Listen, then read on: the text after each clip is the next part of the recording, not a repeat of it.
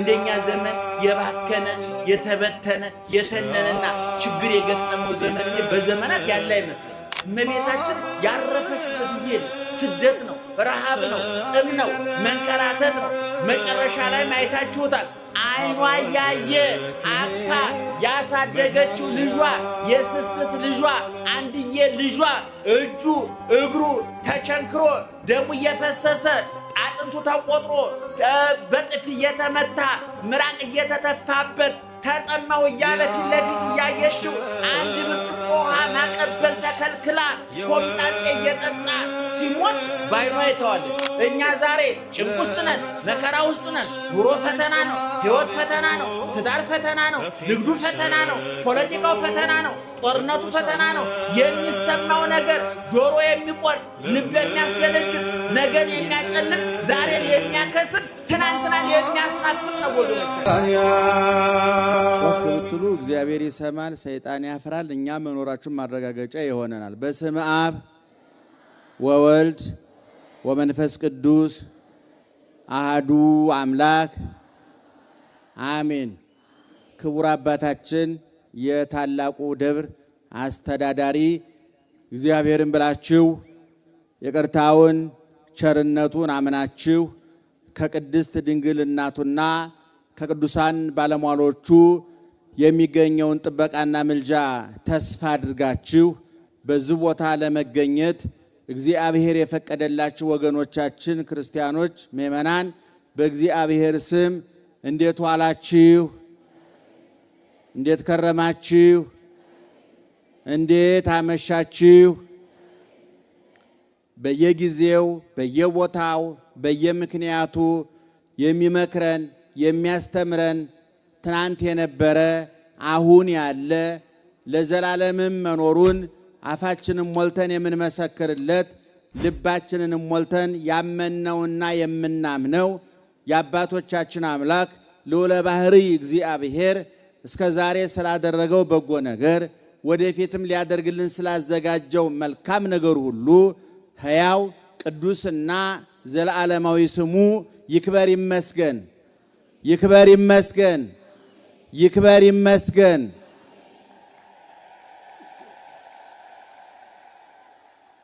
እናንተ የምትሰሙት እኛም የምንናገረው አይንሳን አይንሳችሁ። እግዚአብሔር ጆሮአችሁን ይክፈት አንደበታችንንም ይፍታ። በመላ በግምት በይመስለኛል በሳይሆን አይቀርም የግል ሐሳባችንን እንዳንደፋባችሁ እንዳናፈስባችሁ ጆሮአችሁን ይቆጣጠር እግዚአብሔር፣ ይጠብቅ እግዚአብሔር። አንደበታችንንም ይቆጣጠር መንፈስ ቅዱስ። እንኳን አደረሳችሁ፣ እንኳን አደረሳችሁ። ታብዮ ነፍሴ ለእግዚአብሔር ወትትሐሰይ መንፈሴ በአምላኬ ወመድኃኔ። ታብዮ ነፍሴ ለእግዚአብሔር። ማርያምም አለች ሰውነቴ እግዚአብሔርን ታከብረዋለች፣ መንፈሴም በአምላኬና በመድኃኒቴ ሐሴት ታደርጋለች። ይሄ በሉቃስ ወንጌል ምዕራፍ 1 ላይ የተጻፈ የእመቤታችን ንግግር ነው። ኢየሱስ ክርስቶስ ያስተማረው ትምህርት፣ ያደረገው ተአምር፣ የሰራው በጎ ሥራ በአራት ወንጌሎች ሰፍሯል። በማቴዎስ፣ በማርቆስ፣ በሉቃስ፣ በዮሐንስ። እነዚህ አራቱ ወንጌላውያን ሁለቱ ከሐዋርያት መካከል ናቸው፣ ማቴዎስና ዮሐንስ። ሁለቱ ደግሞ ከሰብዓ አርድእት መካከል ናቸው፣ ሉቃስና ማርቆስ ማለት ነው። እነዚህ አራት ወንጌላውያን ኢየሱስ ክርስቶስ ከመጸነስ ጀምሮ ሙቶ ተነስቶ እስኪያርግ ድረስ ያለውን አጭር ዘመን 33 ዓመት ከ3 ወር ነው። ከዛም ደግሞ በትክክል ታይቶ ተገልጦ አስተርአየ፣ ታየ፣ ተገለጠ፣ ተዳሰሰ፣ ተጨበጠ ተብሎ የተነገረለት በሕዝብ መካከል ተገኝቶ ትምህርት እያስተማረ ተአምር እያደረገ በጎ ሥራ እየሰራ በሰርግ ቤት ተጠርቶ ተገኝቶ በለቅሶ ቤት ተጠርቶ ተገኝቶ በሽተኞችን ለመጠየቅ ተጠርቶ በሄደበት ቦታ ሁሉ ያደረገውን እጅግ ብዙ ትምህርት፣ እጅግ ብዙ ተአምራት፣ እጅግ ብዙ በጎ ሥራ ቢኖርም ወንጌላውያን ግን እኛ ከመትርከቡ ሕይወተ ዘላለም አምናችሁ የዘላለም ሕይወትን ታገኙ ዘንድ ከብዙ በጥቂቱ ከምሉ በክፍሉ መጥነን ለክተን ንባቡ ለጆሮአችሁ ምስጢሩ ለአእምሮአችሁ እንዲመጥን አድርገን ጽፈንላችኋል ብለው በነገሩን መሰረት አራቱ ወንጌላውያን ይሄን ጽፈዋል። በተለይም አሁን ጥቅሱን ያወጣንበትን ወንጌል የጻፈው ሉቃስ ከሐዲስ ኪዳን መጻሕፍት የሐዲስ ኪዳን መጻሕፍት የምንላቸው በመጽሐፍ ቅዱስ ደህና መሻቸው እየሰማችሁ ነው። አደራችሁን በደንብ ስሙን። ምክንያቱም ብዙ ሰው ኔትወርክ ጥሪ የማይቀበል ጆሮ ይዞ ይመጣል። ቦኑ ቴሌ የማይቆጣጠረው ኦፍና ኦኑ ከሰማይ የሆነ ጆሮ ነው የኛ። ይሄ ጆሮ የማን ጆሮ ነው? ማን ነው የፈጠረው? የማንን ቃል ሊሰማ ይገባል? የእግዚአብሔር ቃል ሊሰማ ይገባል። እዚህ እስከመጣችሁ ድረስ ጊዜያችሁን ሰውታችሁ ጉዳዮቻችሁን ሰርዛችሁ የተለያዩ ፍላጎቶቻችሁን ገታችሁ እግዚአብሔር እናገኘዋለን፣ ሰምተን እንባረካለን፣ ተባርከን የነፍስ የሥጋ እፎይታና ረፍት እናገኛለን ብላችሁ እስከመጣችሁ ድረስ በደንብ አድርጋችሁ ልትሰሙን ልታዳምጡንም ይገባል። ምስጢሩን ይግለጥልን እግዚአብሔር እና ቅድም እንደተናገርኩት ቅዱስ ሉቃስ ከሰባ አርድእት መካከል ነው። እሱ የጻፈው የሉቃስ ወንጌል ነው። ታውቁታላችሁ።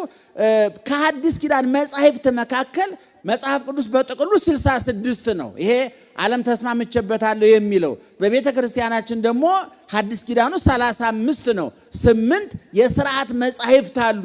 በሌላ ጊዜ ዝርዝሩን የምንነግራችሁ 8 መጻሕፍት አሉ። እነዛ ሲጨመሩ 27 እና 8 ወደ 35 ይሆናል። ነገር ግን 27ቱ ከ27ቱ ውስጥ ማቴዎስ 1 ጽፏል፣ ማርቆስ 1 ጽፏል፣ ሉቃስ 2 ጽፏል፣ ዮሐንስ 5 ጽፏል፣ ቅዱስ ጳውሎስ 14 ጽፏል፣ ቅዱስ ጴጥሮስ 2 ጽፏል፣ ያዕቆብ የሚባለው ሐዋርያ 1 ጽፏል፣ ይሁዳ የተባለው ይሄ ክርስቶስን የሸጠው ይሁዳ ሌላ ይሁዳ ነው፣ 1 መልእክት ጽፏል። በጥቅሉ መጻሕፍቱ 27 ናቸው። ከ27ቱ ውስጥ ደግሞ 2ቱን የጻፈው ቅድም የነገርኳችሁ ሉቃስ ነው። ሉቃስ ወደ ክርስቶስ ከመጠራቱ ወደ ወንጌል አገልግሎት ወደ ክርስትና ከመጠራቱ በፊት አቃቤ ሥራይ መድኃኒተኛ መድኃኒት ቀማሚ ወይም በዘመኑ ቋንቋ ዶክተር ሐኪም ነበረ ሉቃስ። ከዛ በኋላ የስጋን ቁስል ከመፈወስ የነፍስን ቁስል ወደ መፈወስ ስጋዊ መድኃኒት ከማዘዝ የዓለም መድኃኒት የሆነ የመጠቀሚያ ጊዜው የማያልፍ ድሃና ሀብታም እኩል የሚያገኘው ሕፃንና ሽማግሌ እኩል የሚውጠው የሚጠጣው የሚወጋው በድንግል ማርያም ማህፀን በመለኮትና በስጋ ተዋህዶ የተቀመመ ቀራንዮ ላይ ያ የተቀመመው መድኃኒት ስጋዬን ብሉ ደሜን ጠጡ ብሎ በመስቀል ላይ ራሱን ቆርሶ ያበላ ራሱን ቆርሶ ያጠጣ ራሱ ጋባዥ ራሱ ግብዣ ራሱ ምግብ ራሱ መጋቢ የሆነው የዓለም መድኃኒት ኢየሱስ ክርስቶስን አስተማሪ ሆነ። ከስጋዊ መድኃኒት ወደ እውነተኛው መድኃኒት ወደ ክርስቶስ ተሸጋገረ ማለት ነው። ማን ያልኳችሁ ሰውየው ሐዋርያው ማን ነው? ማን ነው? ሉቃስ። ጮክ በሉ እስቲ ማን ነው? ከአራቱ ወንጌላውያን መካከል አንዱ ማን ነው? ሉቃስ ነው። ከሐዲስ ኪዳን መጻሕፍት መካከል ስንቶቹን ጽፏል? 2ቱን ጽፏል። በደንብ ያዙ ምእመና፣ 2ቱን ጽፏል። የሉቃስ ወንጌል ያልነው ቅድም የጠቀስኩት አለ። በጥቅሉ 24 ምዕራፍ አለው። የሐዋርያት ሥራ የምንለው ደግሞ እሱንም ቅዱስ ሉቃስ ነው የጻፈው።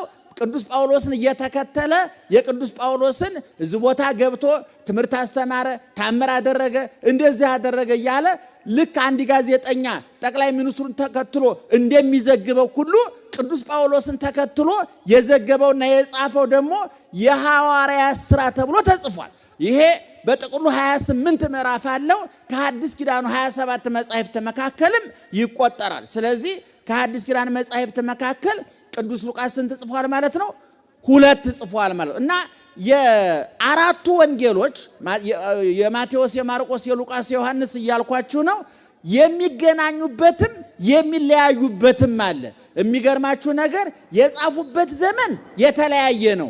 ማቴዎስ ጌታ ካረገ ከ9 ዓመት በኋላ፣ ማርቆስ ጌታ ካረገ ከ12 ዓመት በኋላ፣ ሉቃስ ጌታ ካረገ ከ21 ዓመት በኋላ፣ ዮሐንስ ጌታ ካረገ ከ30 ዓመት በኋላ ነው የጻፉት። በቋንቋ አይገናኙም። ማቴዎስ በዕብራይስጥ፣ ሉቃስ በሮማይስጥ፣ ዮሐንስና ማርቆስ በሮማይስጥ፣ ማቴዎስና ዮሐንስና ሉቃስ ደግሞ በዮናኒ ማለት በግሪክኛ ቋንቋ ነው የጻፉት።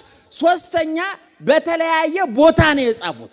በተለያየ ቦታ ማቴዎስ በፍልስጤም ነው የጻፈው። ሉቃስ ማርቆስ በግብጽ ነው የጻፈው። ሉቃስ በመቄዶንያ ነው የጻፈው። ዮሐንስ በኤፌሶን ነው የጻፈው። ልብ አድርጉ፣ 3 ነገሮች ይለያዩአቸዋል። በተለያየ ቋንቋ ነው የጻፉት። በተለያየ ጊዜ ነው የጻፉት። በተለያየ ቦታ ነው የጻፉት። ነገር ግን በቦታ በጊዜ በቋንቋ ቢለያዩም የሚጽፉት ስለ አንድ እግዚአብሔር ነውና በቦታ በጊዜና በቋንቋ የማይወሰን እግዚአብሔር አንድ አይነት ቃል አንድ አይነት ጉዳይ እንዲጽፉ አድርጓቸው ሊክበር ይመስገን እግዚአብሔር። ስለዚህ አጨብጭቡ፣ አይዟችሁ፣ ድገሙት፣ ግደላችሁ። ወደ ቤቱ ልቡ የሄደበት ሰው ካለም ደግሞ በጭብጨባ እንመልሰዋለን፣ በከላሽ አንመልሰው መቼም እና እናነቃቀዋለን ማለት ነው። በደንብ ስሙን እና ሉቃስ ቅድም እንዳልኳችሁ 2 መጻሕፍትን የጻፈው የሉቃስ ወንጌል ከ3ቱ በነገራችን ላይ የማቴዎስ የማርቆስ ወንጌላት በአብዛኛው ተመሳሳይ ናቸው። የዮሐንስ ወንጌል ግን ከ3ቱ ተለይቶ በመጨረሻ ስለጻፈ እነሱ ያላካተቱትን ግን የተደረገውን በትምህርትም በተአምራትም በበጎ ስራም ደረጃ እነሱ የታውትን አሟልቶ ጽፏል። በአራቱ ወንጌሎች 4 ወንጌሎች በጠቅላላ በምዕራፍ ሲከፋፈሉ 89 ምዕራፍ ነው ያላቸው በጥቅሉ አንድ ላይ ሲደመሩ። በተናጠል ደግሞ የሉቃስ ወንጌል 24 ምዕራፍ ነው ያለው። ሉቃስ ወንጌሉን የጻፈው ለአረማውያን ነው፣ ወይም ደግሞ ምን ማለት ነው?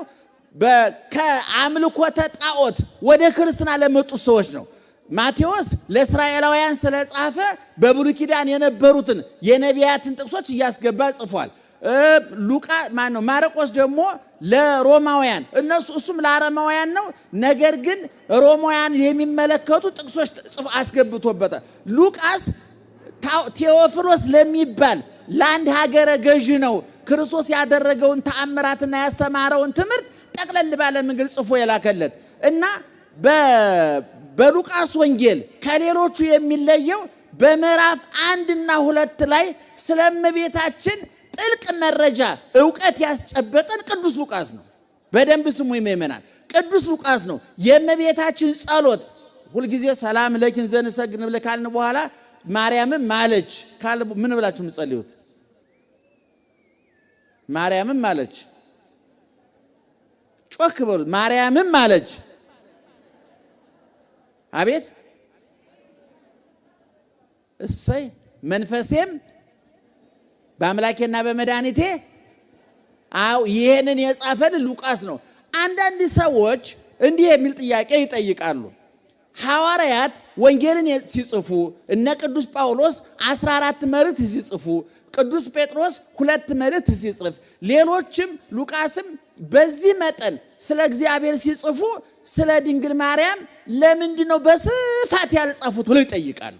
በእውነት ይሄ ያልበሰለ ጥያቄ፣ ቦታና ጊዜን ያላመጣጠነ ጥያቄ፣ የኋላ ታሪክን ያልገመገመ ጥያቄ፣ ዘመንን ያልገመገመ ጥያቄ፣ የትኛው ዘመን ላይ ነው የጻፉት፣ በምን ሁኔታ ነው የጻፉት፣ ለነማን ነው የጻፉት የሚባሉ የሚጠኑትን ሐሳቦች ያላጠቃለለ የሙኝ ሰው ጥያቄ ነው። መጀመሪያ ወንጌላውያን እንኳን ስለ ድንግል ማርያም ስለ ኢየሱስ ክርስቶስ እንኳን አምልተው አስፍተው ሁሉንም ነገር አልነገሩንም። አንድ ጥያቄ ልጠይቅ። ኢየሱስ ክርስቶስ ተወልዷል አልተወለደም? ንገሩኝ። ተጠምቋል አልተጠመቀም? የተጠመቀበት ጊዜ ይታወቃል? መቼ ነው ጥምቀትን የምናከብረው? መቼ ነው የምታከብሩት? ጥር። ልደት መቼ ነው የምናከብረው? ታኅሳስ ሐዲስ ኪዳን ውስጥ ኢየሱስ ክርስቶስ ተጸነሰ፣ ተወለደ፣ ተጠመቀ፣ ተነሳ፣ አረገ ተብሎ እንጂ የተጻፈልን ታኅሳስ 29 ተወለደ፣ ጥር 11 ተጠመቀ፣ መጋቢት 29 ተነሳ፣ ግንቦት 18 አረገ የሚል አልተጻፈም። ሐሙስ ቀን አረገ፣ እሁድ ቀን ተነሳ የምትል እንኳን ይቻላል፣ ችግር የለውም። በምን ቀን እንደተጠመቀ በስንት በየትኛው ወር በየትኛው ቀን እንደተጠመቀ መጽሐፍ ቅዱስ አይናገርም፣ ሐዲስ ኪዳን አይናገርም። ለዚህ ነው ኦርቶዶክሳዊት ተዋሕዶ ቤተ ክርስቲያን መጽሐፍ ቅዱስን ሙሉ የምታደርግበት በታሪክ በመረጃ በእንዲህ አይነት የዘመን አቆጣጠሮች ውስጥ ሙሉ እንድትሆን የሚያደርጓት ተጨማሪ ማብራሪያ የሚሰጡ መጻሕፍት አሏት። እነዛ መጻሕፍት ናቸው መቼ እንደተወለደ፣ መቼ እንደተጠመቀ፣ መቼ እንደተነሳ፣ መቼ እንዳረገ የሚነግሩን። ምክንያቱም ክርስቶስ ቀን ተቆጥሮለታል፣ ዘመን ተቆጥሮለታል፣ ቦታ ተወስኖለታል። በዚህ ውስጥ ነው ያለፈው። ስለዚህ ወንጌላውያን በጣም አንገብጋቢ ጊዜ ስለነበረ ያን ዘመን እያንዳንዱን ነገር ተከታትሎ ለመጻፍ አመቺ ጊዜ አልነበረም፣ አመቺ ጊዜ አለ። ስለዚህ ወንጌላውያን እንኳን ስለ ክርስቶስ ስለ ድንግል ማርያም በቂ ማብራሪያ አልሰጡንም፣ በቂ ትንታኔ አልሰጡንም። ነገር ግን ቅድም እንደተናገርኩት ርዕሱን ነግረውናል፣ ዋናውን ነገር ነግረውናል። ቅዱስ ሉቃስ ምን አለ? ነፍሴ እግዚአብሔርን ታከብረዋለች፣ መንፈሴም በአምላኬና በመድኃኒቴ ሐሴት ታደርጋለች። እስመርየ ሕማማ ላመቱ የባሪያውን መዋረድ ተመልክቷልና ብላ እመቤታችን ተናግረ እዛ ውስጥ ምን ብላለች? ናሁ እምይእዜሰ ያስተበጽኡኒ ኩሉ ትውልድ፣ እነሆ ትውልድ ሁሉ ምን ይለኛል? ጮክ በሉ እስኪ። ምን ይለኛል? ማን ነው የሚላት? ማን ነው የሚላት? ትውልድ ሁሉ። ትውልድ ይህ እስኪሆን ሰማይና ምድር ያልፋል፣ ይህ ትውልድ አያልፍም። ይህ ትውልድ ማለት በጠቅላላ ፍጥረት ማለት ነው።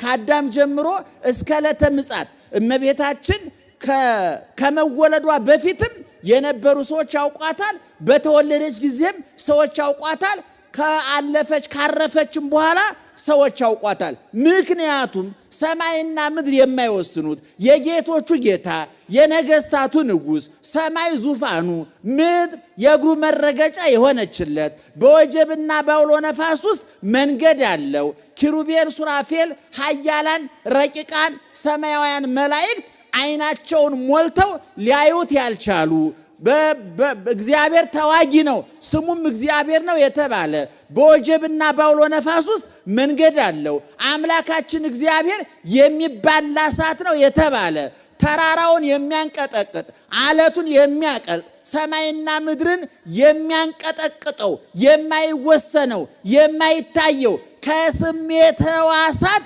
ቁጥጥር ውጭ የሆነ ዓይን አይቶ ጆሮ ሰምቶ አፍንጫ ሽቶ ምላስ ቀምሶ እጅ ዳሶ የማያረጋግጠው እግዚአብሔር የቀጠሮው ዘመን ሲደርስ ከድንግል ማርያም ማኅፀን ሰው ሆኗል። በማኅፀኗ ተሸክመዋለች። 9 ወር ከ5 ቀን ጸንሰዋለች፣ አርግዘዋለች፣ ወልደዋለች።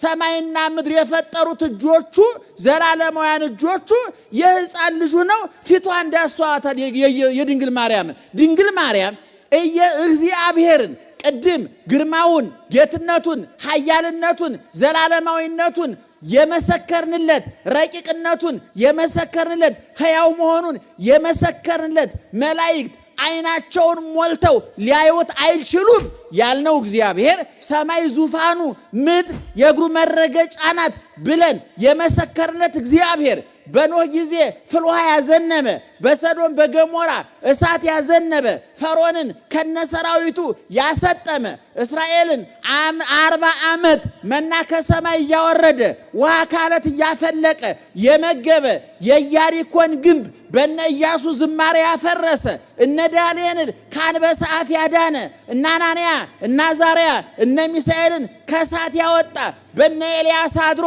እሳት ያዘነመ፣ ሰማይ የለጎመ እግዚአብሔር አሁን የቀጠሮው ጊዜ ሲደርስ፣ የጸጋው ዘመን የምህረቱ ዘመን ሲደርስ በጠባቧ ማህፀን በ15 ዓመት ብላቴና ሕፃን ድንግል ማርያም ማህፀን ተወሰነ እግዚአብሔር።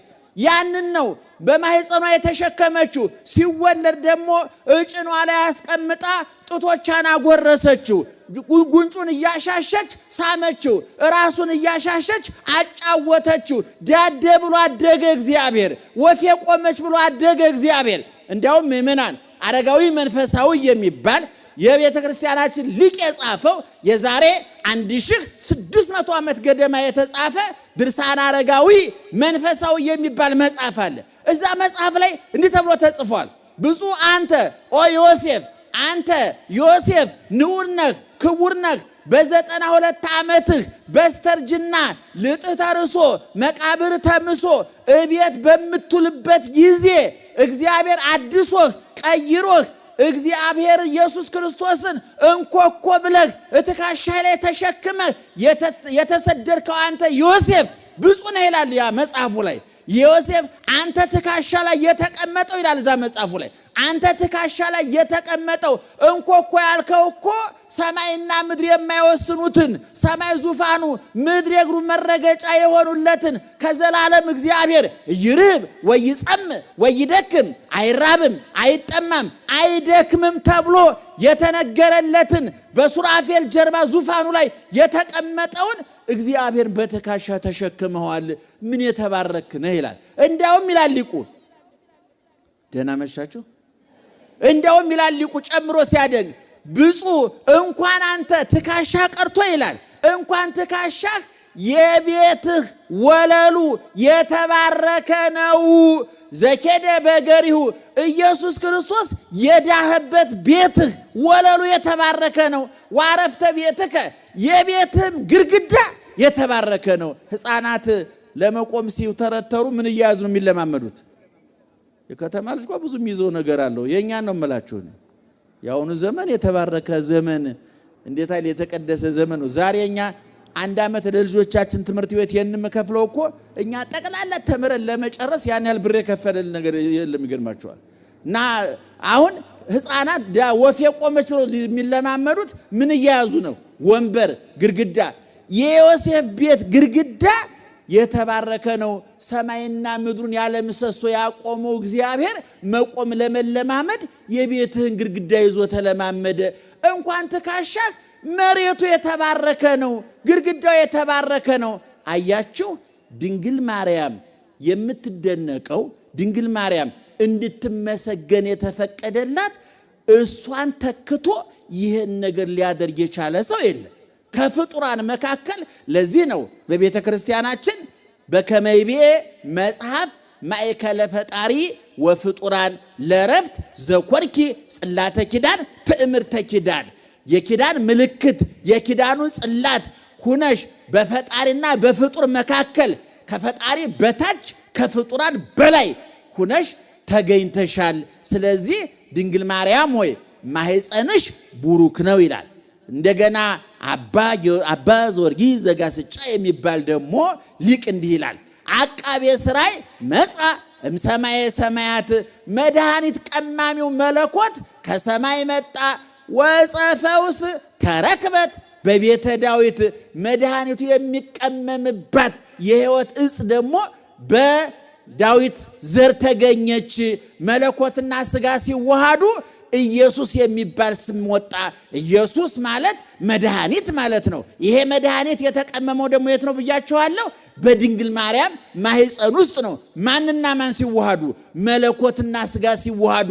የመለኮት ረቂቅነት፣ የሥጋ ግዙፍነት፣ የመለኮት ዘላለማዊነት፣ የሥጋ ጊዜያዊነት፣ የመለኮት ሰማያዊነት፣ የሥጋ ምድራዊነት፣ የመለኮት ሕያውነት፣ የሥጋ ሟችነት ተዋሃዱና ከሁለት አካል አንድ አካል ከሁለት ባህሪ አንድ ባህሪ ኢየሱስ ክርስቶስ ወልደ አብ ወልደ ማርያም በማህፀን በተዋህዶ ከበረ ተብሎ ተነገረለት። ሥጋውን አበላን፣ ደሙን አጠጣን። ቅድም እንደተናገርኩት ለቅሶ ቤት አየነው ተቀምጦ አልዓዛርን አስነስቶ ቤቱን ሲያጽናና፣ ሰርግ ቤት አየነው ውሃውን ወይን ሲያደርግ፣ ዮርዳኖስ አየነው ለመጠመቅ ሲንከራተት፣ በቆሮንቶስ ምድረ በዳ አየነው ሲጾም ሲጸልይ፣ በየለቅሶ በየበሽተኛ ቤቱ አየነው። ተራራ ላይ ወጥቶ ሲያስተምር፣ መርከብ ላይ ወጥቶ ሲያስተምር፣ ሲራብ ሲጠማ ሲንከራተት ሲገረፍ ሲቸነከር በጥፊ ሲመታ ምራቅ ሲተፋበት ሐሞት ቆምጣጤ ሲጠጣ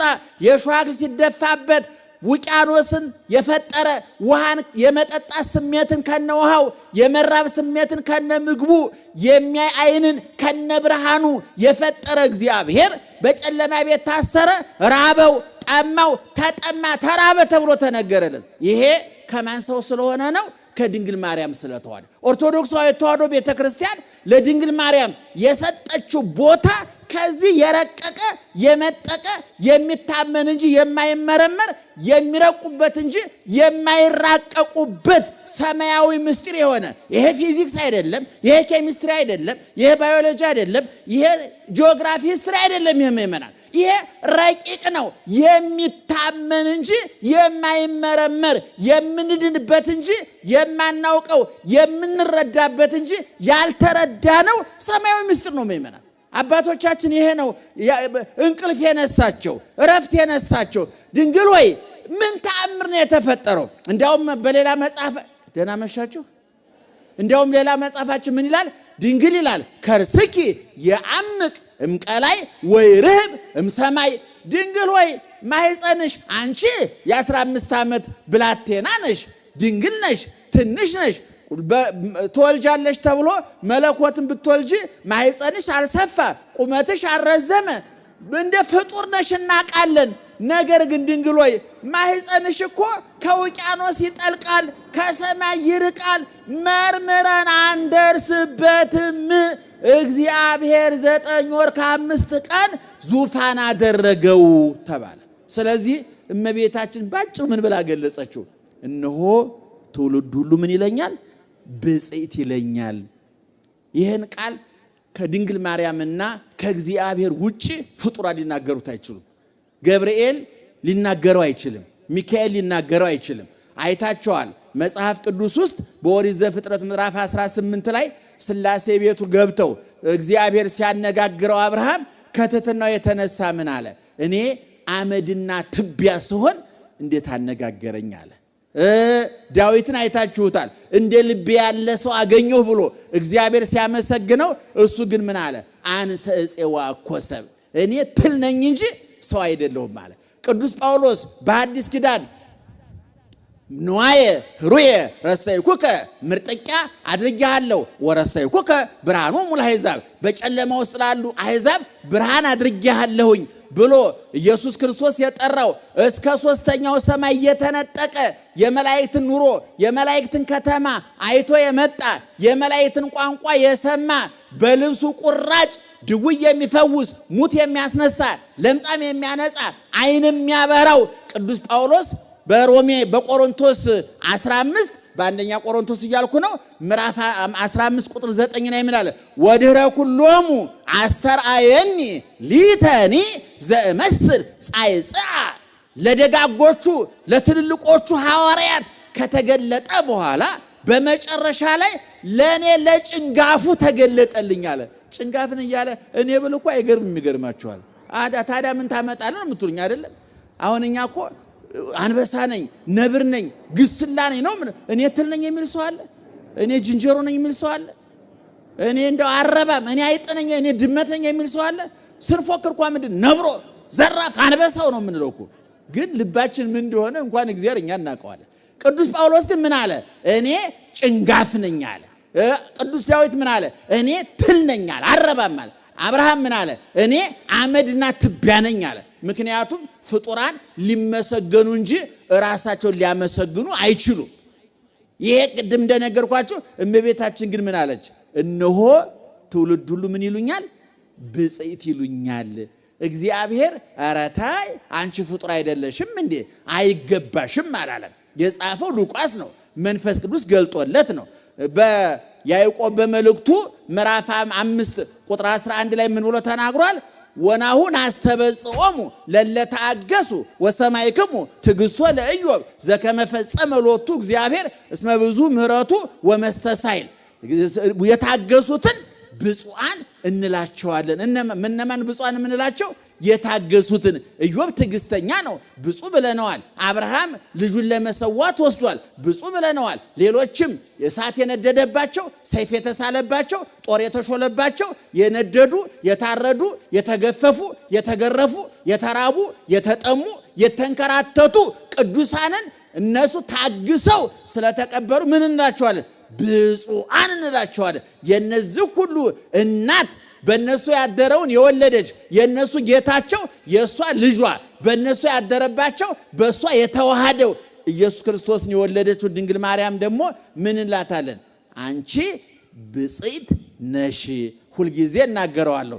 ለዓይኗ ምስጋና እናቀርባለን፣ ለጥርሷ ምስጋና እናቀርባለን። ምክንያቱም ያልባከነ ዓይን ስለሆነ። የእናንተ ዓይን ባክኗል። ዓይናችን ልል ነበር እኔ አይታየኝም፣ ረስቼው ነው። ይቅርታ። ደህና አደራችሁ? እየሰማችሁ ነው? እስኪ አጨብጭቡ አንድ ጊዜ።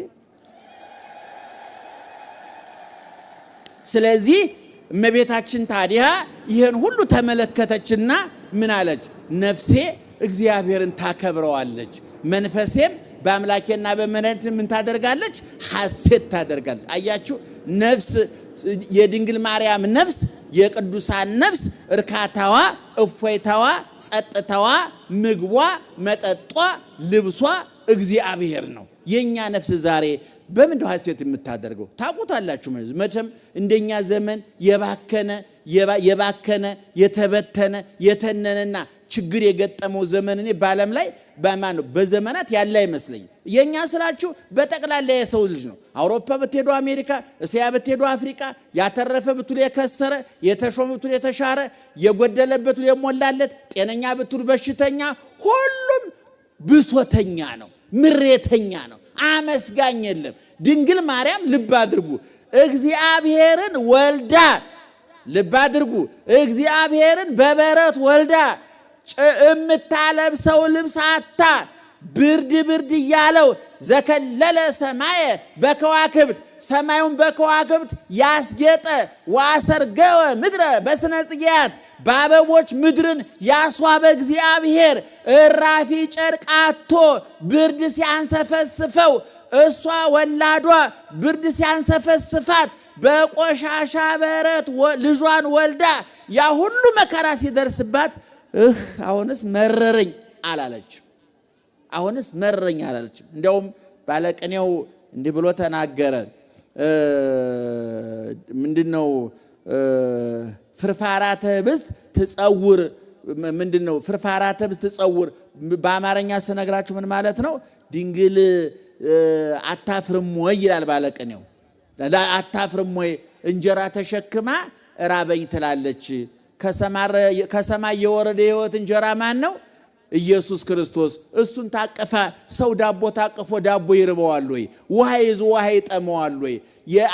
የዓለምን እርቃን የሸፈነ ሰማይን በከዋክብት ምድርን በአበቦች ያስጌጠውን እግዚአብሔርን ይዞ ይበርደዋል ወይ? ይሄ ሁሉ ሲደረግባት አንድም ቀን አጉረምርማ አታቅም። ለዚህ ነው ቄርሎስ የተባለ አንድ ሊቅ ሲናገር እንዲህ አለ። ወላዲተ እግዚአብሔር ቃል ኮነት ልማደ። አካላዊ ቃል እግዚአብሔርን የወለደችው ድንግል ማርያም ትምህርት ሆነችልኝ አለ። በመከራ ውስጥ ማመስገን ምን ማለት እንደሆነ እስኪ ተመልከቱ። ክርስቶስ ተወልዶ እስከሚሞትበት ጊዜ ድረስ እመቤታችን ያረፈችበት ጊዜ የለም። ስደት ነው፣ ረሃብ ነው፣ ጥም ነው፣ መንከራተት ነው። መጨረሻ ላይ ማየታችሁታል።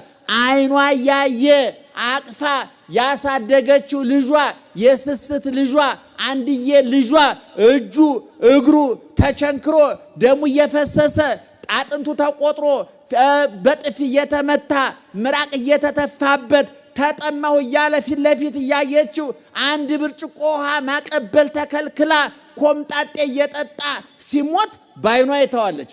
አማረረች፣ አጉረመረመች ተብሎ አልተጻፈም። ዛሬ ብዙዎቻችን ብሶተኞች ነን፣ አማራሪዎች ነን። አንዳንድ ሰዎች ስላስቀደሱ ገዳማት ስለሄዱ ትንሽ ጸሎት ስለጸለዩ ከሌላው ተለይተው ሱቃቸው እንዲያተርፍ የነሱ ትዳር በተለይ እንዲባረክ ሱቃቸው አትራፊ እንዲሆን መሬታቸው ትርፋማ እንዲሆን ይመኛሉ። ድንግል ማርያምን ጨምሮ የቅዱሳን ሕይወት ስንመለከት ግን የመከራ ሕይወት ነው፣ የስደት ሕይወት። እንዲያውም ምእመናን ክርስትና በጠባዩ ከቤተ መንግስት ይልቅ በረት የሚስማሙ ሃይማኖት ነው። ከጥጋብ ይልቅ ረሃብ የሚስማሙ ሃይማኖት ነው። ከመንደላቀቅ ከመሞላቀቅ ይልቅ መንከራተት የሚስማሙ ሃይማኖት ነው። ዛሬ ጽላት ቀርጸን ቤተክርስቲያን አንጸን ገድል ድርሳን ተአምር ጽፈን የምናከብራቸው ቅዱሳን እምነት ጸበል የፈለቀላቸው በስማቸው ፈውስ የሚደረግላቸው ቅዱሳን እየበሉ እየተንደላቀቁ አማርጠው በልተው አማርጠው ለብሰው በግሉኮስ አጣጥረው የሞቱ አይደሉም። ሁሉም ወይ በሳት ነደው ወይ በሰይፍ ታርደው ወይ በበረሃ ሲጸልዩ የሞቱ ናቸው። ክርስትና በጥጋብ በረሃብ ጀምሮ በጥጋብ የሚጠናቀቅ ሃይማኖት ነው። በጾም ጀምሮ በፋሲካ የሚጠናቀቅ ሃይማኖት ነው። አሁን እመቤታችን ተሰደደች ብለን ጀምረን ነበር አይደለም? ምን ብለን አካተት ነው? ተመለሰች ብለን አካተት። እኛ ዛሬ ጭንቅ ውስጥ ነን፣ መከራ ውስጥ ነን። ኑሮ ፈተና ነው፣ ህይወት ፈተና ነው፣ ትዳር ፈተና ነው፣ ንግዱ ፈተና ነው፣ ፖለቲካው ፈተና ነው፣ ጦርነቱ ፈተና ነው። የሚሰማው ነገር ጆሮ የሚቆርጥ ልብ የሚያስደነግጥ ነገን የሚያጨልም ዛሬን የሚያከስም ትናንትናን የሚያስናፍቅ ነው ወገኖቻችን። ነገር ግን ልንጽናና ይገባል። ነፍሴ ማንን ታከብረዋለች? እግዚአብሔርን ታከብረዋለች። በመከራ ውስጥ ያላችሁ፣ በችግር ውስጥ ያላችሁ፣ ገንዘብ የከዳችሁ፣ ጤና የከዳችሁ፣ ዘመን የከዳችሁ፣ መያዣ መጨበጫው የጠፋባችሁ፣ ስትይዙት እየለቀቀ ስትሰበስቡት እየተበተነ ያስቸገራችሁ፣ እናተርፋለን ብላችሁ ጀምራችሁ በኪሳራ ያላችሁ፣ እንነሳለን ብላችሁ መልሳችሁ የወደቃችሁ ወገኖቻችን ከድንግል ማርያም ሕይወት መማር ይገባል። ነፍሴ ማንን ታከብረዋለች? ጮክ በሉ። ማንን ታከብረዋለች? የድንግል ማርያም ነፍስ ማን ነው የምታከብረው? እግዚአብሔር። መንፈሴም በአምላኬና በመድኃኒቴ ምን ታደርጋለች አለች? ሐሴት። ሐሴት ማለት በግዕዝ ቋንቋ በነገራችን ላይ ምእመናን የግዕዝ ቋንቋ ሪች የሚሉ ሰዎች ሀብታም ቋንቋ ነው። በጣም የተትረፈረፈ ቋንቋ። አንድን ቃል ለመግለጥ 5-6 ቃላት ነው። አሁን ፍስሐም ደስታ ነው፣ ሐሴትም ደስታ ነው። ሐሴት ማለት ግን የነፍስ ሐሴት ነው። አንድ ኃጢአተኛ በሉቃስ 15 ቁጥር 7 ላይ ስትመለከቱ አንድ ኃጢአተኛ ንስሐ ሲገባ በሰማይ መላእክት ዘንድ ምን ይደረጋል? ሐሴት ይደረጋል። የነፍስ ሐሴት፣ የማይመረመር ሐሴት ከመብል ከመጠጥ ከሹመት ከዚህ ከስጋዊ ነገር። የኛ ደስታ ታውቁታላችሁ። ጥሩ ስንጠጣ፣ ጥሩ ስንበላ፣ ጥሩ ስንለብስ፣ ጥሩ ቤት ሲኖረን፣ ጥሩ መኪና እሰይ ደስ አለኝ ነው። ያ ደስታ ግን ጧት ታይቶ ማታ ይተናል፣ አይጨበጥም፣ ሐዘን ይቀላቀለዋል፣ ብዙ መከራ አለብን። ድንግል ማርያም ግን መንፈሴ በማን ሐሴት ታደርጋለች አለች? በእግዚአብሔር። እግዚአብሔር ላይ የተመሰረተ ደስታ ዘመን አያጨልመውም፣ ቦታ አይበክለውም፣ ሁኔታ አይለውጠውም፣ ትናንትም ዛሬም ነገር። ምክንያቱም ዓለም ላይ ያለው ደስታ ታውቁታላችሁ። ሽቶ ደስ የሚለው ሰው አፍንጫ ስላለው ነው። አበባ ደስ የሚለው ሰው አይን ስላለው ነው። ወርቅ ደስ የሚለው ሰው አይን ስላለው ነው። ጥሩ ጣዕም ያለው ነገር ያለ ደስ የሚለው ሰው ማር የሚጣፍጠን ምላስ ስላለን ነው። አይደለም? ለስላሳና ሻካራ የምን በእጃችን ነው። ነገር ግን አፍንጫ ባይኖር ሽቶ፣ አይን ባይኖር አበባ፣ ወርቅ፣ አፍንጫ በሽቶ ትርጉም አለው? የለውም። እግዚአብሔር ግን ከአፍንጫ ከአይን ከጆሮ በላይ ነው። ሐዋርያው ቅዱስ ጳውሎስ ዛይን ይርየ ወእዝኒ ይሰማ ወውስተ ልበ ሰብእ ዘይትሃለየ ዘአስተዳለው እግዚአብሔር ለእለ ያፈቅርዎ። እግዚአብሔር ለወዳጆቹ ያዘጋጀው ክብር ይላል በዓይን የማይታይ በጆሮ የማይሰማ በልብ የማይታሰብ ነው ይላል። እግዚአብሔር ለምን አልሰለቸንም ሲባል ከስሜት ሕዋሳት ቁጥጥር ውጭ ስለሆነ ነው። ወገኖቻችን በደንብ ስሙኝ። ሽቶ ይሰለቻል አይሰለችም? እስኪ ንገሩኝ። ወርቅ ይሰለቻል አይሰለችም? እንደውን ቤታችሁ ስትገቡ ጣራውም ግድግዳውም ውሃውም ዳቦውም ወጡም ወርቁ ነው ብታገኙት በረከት ነው መቅሰፍት ነው? መቅሰፍት ነው። ወርቅ ደስ የሚለው ተቆንጥሮ ጆሮ ላይ ሲንጠለጠል፣ እጣት ላይ ሲሰካ፣ አንገት ላይ ሲታሰር ነው። ሁሉ ይሰለቻል። እግዚአብሔር ግን ሁልጊዜ አዲስ ነው። ሁልጊዜ ማለዳ ነው። ሰብሕዎ ለእግዚአብሔር ስብሐተ አዲሰ። እግዚአብሔርን አዲስ ምስጋና አመስግኑት አለ። እግዚአብሔርን አመስግነን አልጠገብንም፣ አልረካንም፣ አልሰለቸንም። ገና አሁንም አልሰለቸንም። ይገርማቸዋል። በሰዎችን አመስግነን ሰልችቶናል፣ ወይም ደግሞ በማመስገናች ተጸጽተን ይሆናል። ምክንያቱም ቸር ያልነው ሰውዬ ጨካኝ ሆኖ እናገኘዋለን። ሰጭ ያልነው ሰውዬ ንፉግ ሆኖ እናገኘዋለን። ትዕግስተኛ ያልነው ሰውዬ ቁጡ ሆኖ እናገኘዋለን። ሰው ይወዳል የተባለው ሰውዬ በጥላቻ የተሞላ ሆኖ ልናገኘው እንጂ ይለወጣል። እግዚአብሔር ግን እኔ አምላክ ዘይቱ የለት እኔ የማልለወጥ አምላክ ነኝ ይላል እግዚአብሔር። እግዚአብሔር ትናንትና ቸር ነበር፣ ዛሬም ቸር ነው፣ ለዘላለም ቸር ነው። ትናንት ለጋሽ ሰጭ ነበር እግዚአብሔር፣ ዛሬም ሰጭ ለጋሽ ነው፣ ለዘላለምም ሰጭ ለጋስ ነው እግዚአብሔር። ስለዚህ መንፈሴ በአምላኬና በመድኃኒቴ ሐሴት ታደርጋለች አለች እመቤታችን። እንግዲህ ሰዓቱን ለመጠቀም የመከረን ያስተማረን እግዚአብሔር ክብርና ምስጋና ይግባው። በገና የቅዱስ ዳዊት መሳሪያ ነው። በገና ለዓለማዊ ግጥሞች ለዓለማዊ ሙዚቃ መሳሪያነት አያገለግልም። ለምሳሌ መሰንቆው በየቦታው እናገኘዋለን፣ ክራሩም በየቦታው አለ፣ ዋሽንት በየቦታው አለ። ትክክለኛ የመንፈሳዊ አገልግሎት የሚውል በገና ነው። ሊጠፋ አፋፍ ላይ ደርሶ በእውነት የዚህን ክሬዲት ዋጋውን መውሰድ ያለበት ማህበረ ቅዱሳን ነው። በእውነት ማህበረ ቅዱሳንን እናመሰግን። በገናን እንደ አልዓዛር ከመቃብር አውጥቶ መግነዙን ፈቶ ህዝብ መካከል የቀላቀለው ማህበረ ቅዱሳን ነው። በዚህ ባላችሁበት ምስጋና ይደርሳችሁ። እኔ አመስግኛ አላቅም። እግዚአብሔር ይስጣችሁ። እውነቱን ለመናገር ማህበሩን ይጠብቅላችሁ። ዛሬ በገና በየቤቱ አሜሪካ ብትሄዱ በእውነት ወጣቶች አሜሪካ ያሉ ወጣቶች ብታዩ ማህሌት ሲቆሙ ቅዳሴውን ሲያጠኑ ራሳቸውን ችለው ማህሌት የሚቆሙ አማርኛ የሚያስቸግራቸው ማህሌቱ ግን አፋቸውን የፈታላቸው ህፃናት ወጣቶች አሉ።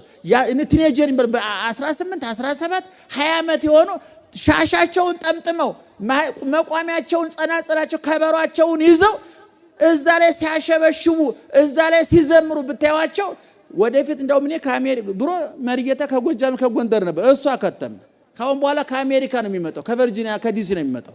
በእውነት ነው የምላችሁ። ወደፊት ደግሞ ለአውሮፓና ለአሜሪካ ሰባኪ ወንጌል የሚላከው ከኢትዮጵያ ነው።